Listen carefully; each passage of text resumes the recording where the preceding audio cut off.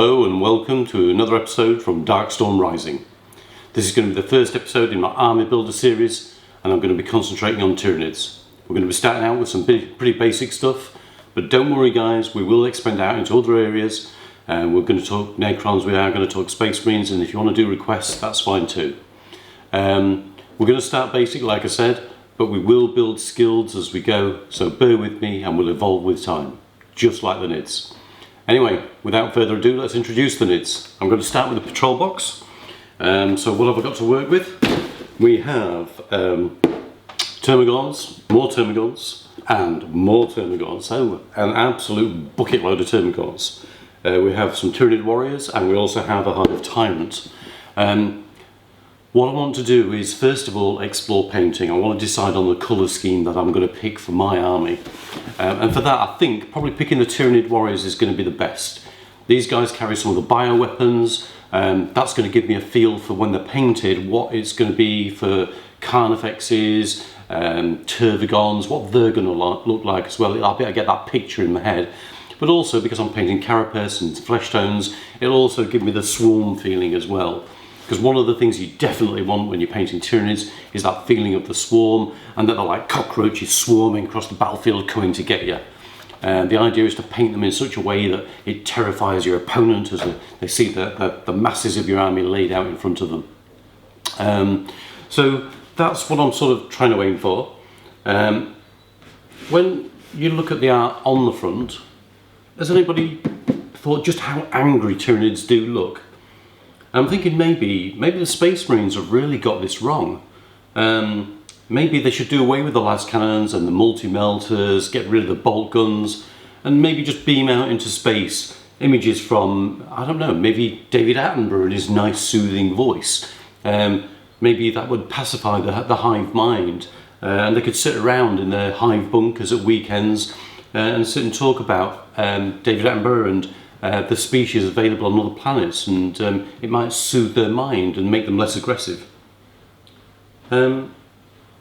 Maybe not, because what we want to do is we want to go out there and we want to kill people.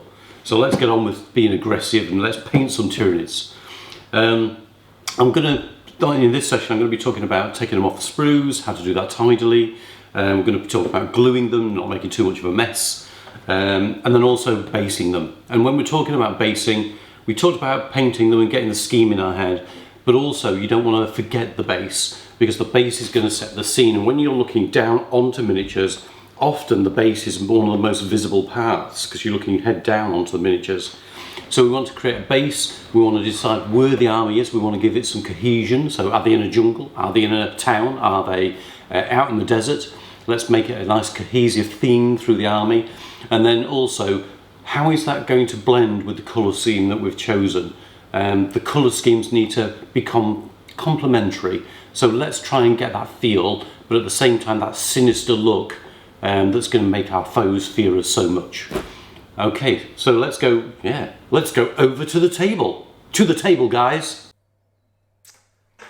Well, here we are at the table indeed. So this is where all the action happens. I've had a look at the instruction manual, and it does look like these guys are actually meant to be very specifically put together. I do like conversion work, but I'm going to keep things simple and see if that's the case. They are actually numbered quite specifically in the instructions, so I'm going to stick to that for this.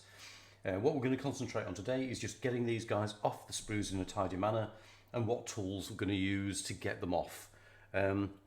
First things we're going to need are sprue cutters to get the actual models off. I have got a little collection going. Been trying to find which one I find the best to use. So I'm going to have a little play with this today and see which one I think is the winner. They all have very slightly different profiles. If you look at the edge, at the tip there, you can see there's quite a wide bevel but a very narrow attack angle. If we compare that to the Citadel, it's a very similar affair. But when you look at the attack angle, if you look, I don't know if you can see very well, the tip is actually edged off a little bit, so it's a bit narrower than the Revel one. And then the Army Painter one is sort of the opposite way. It's very narrow in its angle of approach, but when you look at the bevel, actually that's quite wide, although it does narrow off towards the tip. All of them have a flat back edge, and that edge is meant to be kept towards the miniature, so you snip away from the miniature, so the crushing action is on the sprue rather than on the miniature itself. So when you're trying to take something off, the flat edge should be against the miniature. Can you see that very well? Yeah. So the flat edge should be against the miniature and not the inside of the blades, and then that will crush the sprue and not crush the miniature, and you should have a nice clean cut. And it's about taking your time getting it close. So I'm personally going to have a little play and see which is my favourite there. As we clear the pieces from the sprue, then cleaning them up is the next piece. And usually what we do for the mould lines is, if you find a mould line, you use the back edge of the blade, so you don't cut into the model. You actually stroke with the back edge and slowly take layers off until it's nice and smooth, and you can work your way around to give yourself a nice smooth mould across the entire miniature. A little bit harder on the carapace pieces because there's levels to them. That's just going to be being a little bit more careful. If there are any chunky bits that you fail to clear when you're actually doing the sprue cutting, you can actually use the edge just to swipe those off and then back clean them. So that's the scalpel. We will sheath the blade, because knowing me, I will at some point in the future stab myself. Wet and dry can be purchased in strips from local DIY stores or off Amazon. 1,500, 2,000 should be a nice, smooth enough presentation to clear the sprues and give them a flat, smooth finish. Cements that I'm going to use, I do have quite a choice. So I've got maybe Tamiya, that's actually quite a nice one. I've also got, for points of accuracy placement, the Citadel and the Revel ones. All very nice glues, never had a problem with any of them.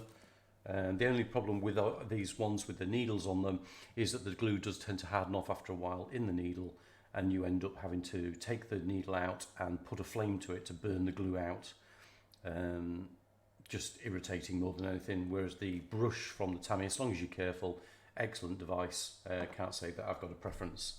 One thing that I have seen people using is the Tamiya Extra Thin, and then filling it full of sprue. I've actually put quite a lot of sprue in here. I'm very surprised at how much it's taken in there.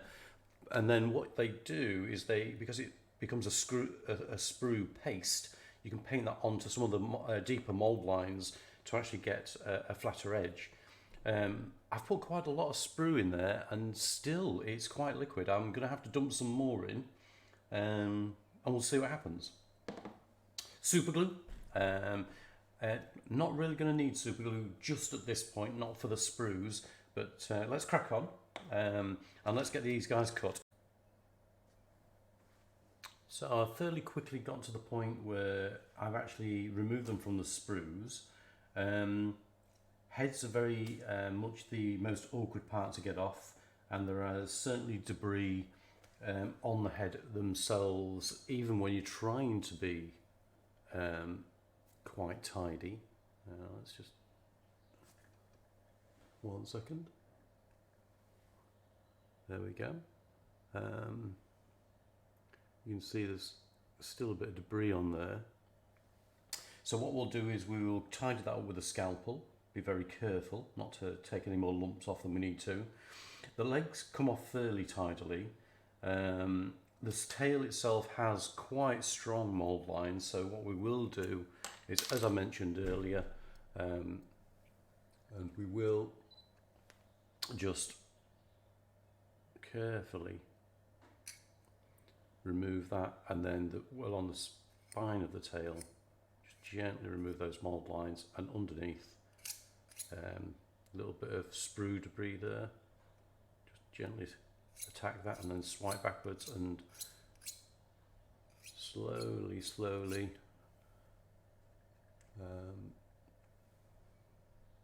yeah, it's disappearing, and certainly once there's a coat of paint on there, no one's going to know that was there. So that's lovely. So we'll tidy up all of these, we'll put them together. I'm not going to base them in straight onto the bases, because what I want to do is I want to get some scenery on the bases and make them look more attractive before we put the miniatures on. So in my mind's eye, these are going to be jungle Tyranids, so I'm going to create that jungle theme. I am also noticing these very prominent shoulder mold lines. And what I think I'm going to do is I'm just going to run some glue over the edge of there and cover this whole top surface. I'll show you now. Actually, I might use the sprue enhanced glue and see if it makes a difference. So what we'll do is we'll run just a layer of glue nicely into the mold line, smooth it over the surface, and like magic, it's disappearing before your very eyes. Fantastic. Alright, so that worked really well. The other thing I'm a little concerned about on these miniatures is I've been looking at the heads, and I think the heads you're going to have to be really careful with. I may go back to that one in a second. I've left a little bit there because when you look, I'll just put this one together so you can see. Okay, so when you look at the top of the head, oops, if I put it on the right way up,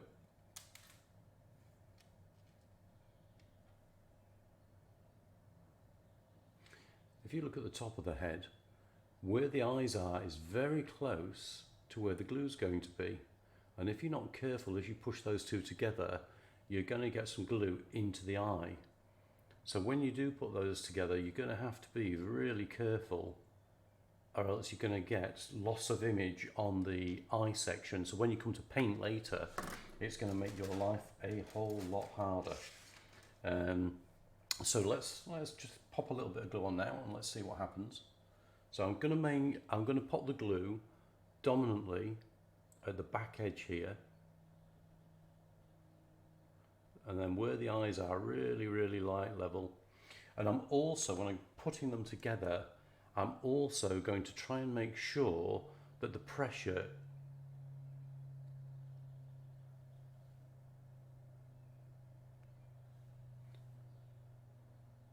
is backwards, so that the glue is forced backwards rather than pushing upwards into the eye and releasing the glue into the eye. So that does look quite nice. I've not managed to get any glue in the eye at all. What has come out a little bit here has come out just behind the eye. Not too bothered about that. So that's going to give me a nice profile to paint, and I'm not destroying any of the image and making life harder for myself. So those are the hints and tips really. The shoulder mold lines, the head when you're putting it together, and the head when you're taking it off the sprue. Just be extra careful because it's very easy to take lumps out of the head. It's much easier to trim it up afterwards and leave a little bit extra than anything. So I'll get all these put together. Okay, so we have our little gribblies glued together. I've tried to arrange them in some dynamic poses. Let's just, the autofocus going to kick in. Let's just try that. Okay, so I've tried to go for some dynamic poses, tried to clean them up as best I can. I don't want to put them on the bases yet. I want to create the bases now while we're together. But what I'm finding is they are a little top heavy, so I've just put a file over the back to hold them up straight. Our weapons of choice, green stuff and milliput are my main weapons here. I'm not going to use milliput today, but milliput is very nice because you can actually smooth it out and make a nice finish with by adding a little bit of water to it. Just going to put that back in the drawer, and we'll get the bases out. Okay, so I'm going to go for a jungle theme. So I want to maybe a little bit of make it look like there's ruins in the jungle. So I am going to add a few little rocks. This is just slate from your local DIY store. Really handy. You can buy in bags of like 7.5, 10 kilos, and that's going to base your army for millennia to come. I'm also going to go for jungle though, and what I've found on the internet is some Komodo 100% natural substrate for all of your lizardy friends, and it goes in their cages or vivariums or whatever you want to call them. Just a little look at what's inside. So there's a bit of coconut husk in there and some just fine debris, but it's perfect for basing and making it look like a forest floor. So what I've done, as you will see in a moment, I've got it in a tray ready. But first of all, we'll position the warriors onto their bases. So we'll get some kneader type made. Chuck that out of the way. I think maybe that much should do us. Chuck that out of the way.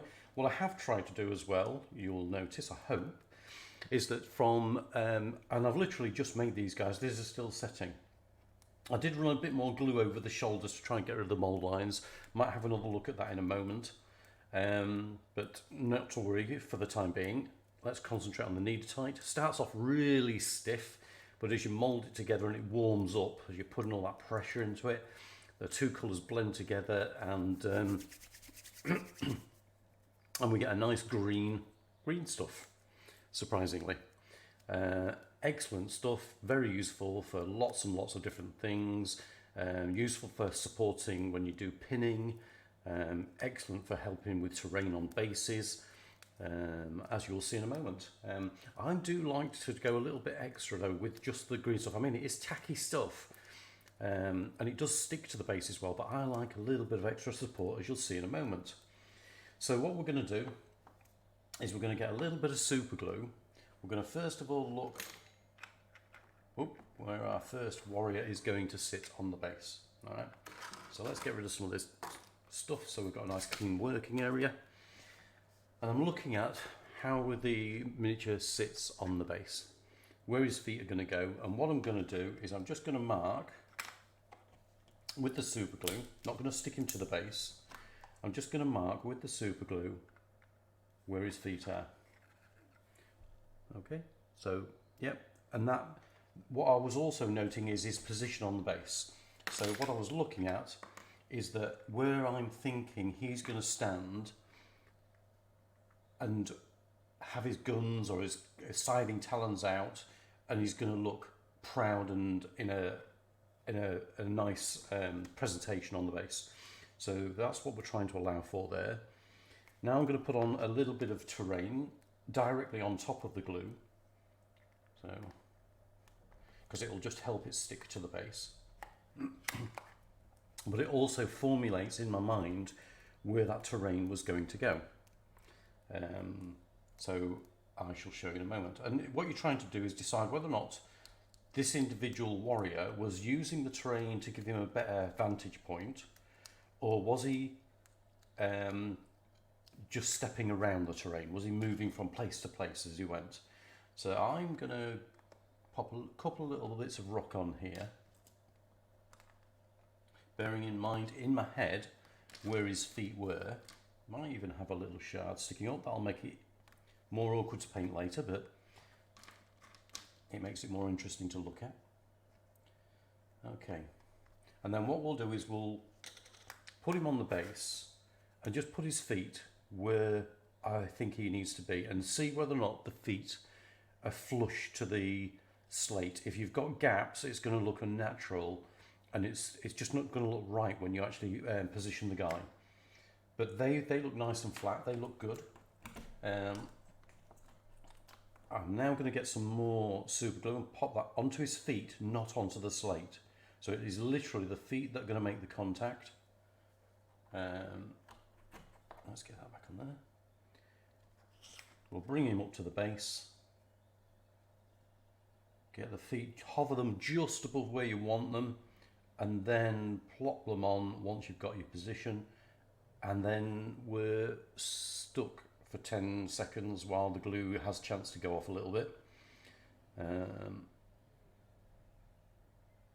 Okay, all right, that's nice. Okay, so already looking a bit more scenic. Okay, so we'll pop him down.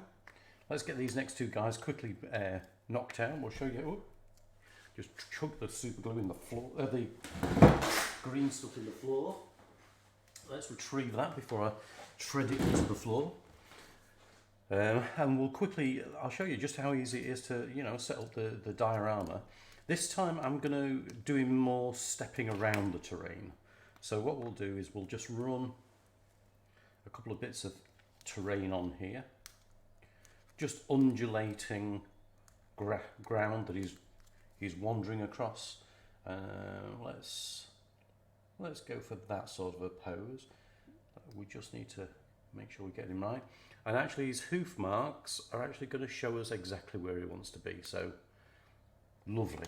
So now what we're going to do is just pop some of the terrain really around the hoof marks, because he's stepping through the terrain in this one. He's not interested in getting a bit of elevation. He's relying on his teammate, and the fact that his hive mind will tell him exactly what his teammate is seeing. He doesn't need necessarily to see everything because they are synaptically linked. Okay, I'm quite happy with that. And again, we'll glue to his feet. Get those on. Sometimes I'll leave a little bit of sprue on the feet actually, because it digs into the green stuff, is helpful. Obviously not if you place it on rock, but if you are going on the green stuff. And I'm watching where his hoof marks were, plonking him on, and actually because it's green stuff, he will just instantly bond to it. And that is Tyranid 2 with some basing material on. Okay. On to number 3. And what have we been? Just a few minutes, and we've really got 3 guys looking very nice on their bases. We will pop a little bit of super glue under that actually. Do like a bit of extra support.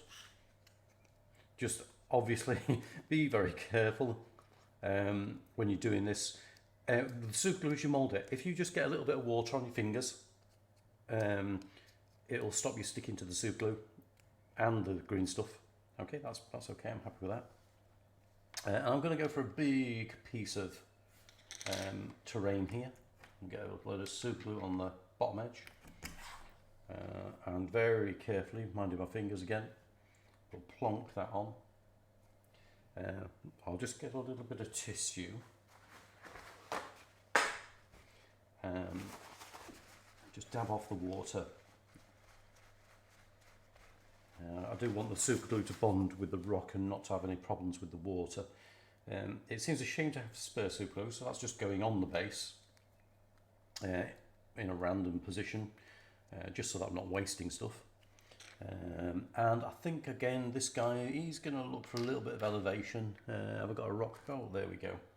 There's a handy little rock there that looks good. Let's pop his feet on and just see if he does amalgamate with the base well. Oh yeah, let's just, because it's on green stuff, we'll put a bit of super glue where the rock needs to be. Hold it on a bit better. Because it's on green stuff, I can actually rock into the green stuff, forgiving the pun, and rock it so that actually when I put the hooves on, they do end up flush and flat. As I was mentioning earlier, just to give it a more natural look on the base. If you've got feet that are hovering, it just doesn't look right, it just doesn't look natural, and you end up ruining the look of your army. So, there we go. Bit of super glue on his hooves. And let's align him with the base, make sure we're happy with the position. And then we're just stuck holding him for a few seconds while he does adhere. And that is literally 3 guys set up ready. And the next step I'll move into straight away. We'll go for this guy because there's less super glue in the way. We'll tidy up once more, so super glue out of the way, move the file out of the way, tidy up our slate and put it back in its box, and move on to our next section. So our next weapon of choice is wood glue. And I tend to apply it with a size 5, size 6 brush, one that I've already virtually destroyed painting other stuff, so that I don't end up destroying brushes needlessly. Brush wise, I get from the works, and these guys are like, I don't know, 4 brushes for about £2 or £3, and yeah, they're absolutely brilliant brushes. Use them actually for painting as well. I have played with sable brushes as well. But actually these guys, for how cheap they are, they're amazing brushes. And it is literally just getting a blob of this stuff on. Now when you go near the rocks, try not to get your blob near the rocks, get your blobs away from the rocks. Try and be tidy around the edges of the base. And get the blob nearby and then push the PVA up to the rock. And that way you don't end up covering your rock and making it look a mess. So we literally, I'm going to do one and actually get some material on here just so you can see it. And then what I'm going to do is I'm going to spend some time getting the other two done. And then that's really as far as I can go until this has gone off and set. So I'm going to call that an end to the video. I'll just do a little bit of closure. This literally is my second YouTube video ever. And what I'm doing is hopefully going on a journey myself, but for you who are enjoying me and going through some of the basics here and enjoying the video, if you want to like and subscribe and follow me, that would be amazing. I'm having so much fun putting these videos together. Just being careful here between the rocks. Yeah, having so much fun putting these together. Going on two journeys really, not only my journey into YouTube, but also after 20 years of being away from 40k, coming back. And let me just re-blame a good friend of mine, James. He's the guy responsible for getting me back into this and getting me to spend all of my money on plastic guys. But what fabulous fun I'm having doing it. And so this maybe takes, this is probably a little bit more laborious, time consuming than actually applying the rocks themselves. It's just having to be a little bit careful. Right, and the next step is really easy. And then we can call our figure done. I'm just going to quick tidy up around so that we've got a little bit less debris, so we're not going to have any accidents anywhere. I have prepared some of our Komodo substrate, as it's called, into a tray. And then it is very simply, put your figure in there, try and pick out some of the finer stuff and just chuck it at the base. There's no finesse at all. There's no placement, there's no subtlety, it is just literally just sticking it on. Now what you're going to find is that this stuff goes everywhere. It will go up into the model a little bit and you'll have to brush it off later. Don't mess around with it now, just let it dry. And then also what we'll do is we'll get some fine scissors and just trim around the edge of the base so that everything ends up looking very nice and tidy with clean edges.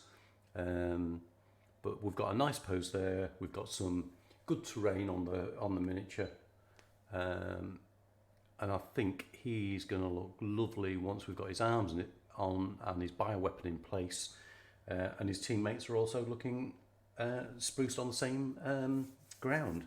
So what I'm going to do now is I'm going to take some time to finish these guys off. I'm going to leave the bases to dry now. So you need to leave the bases to dry for maybe a day. Just leave them and get some more guys ready.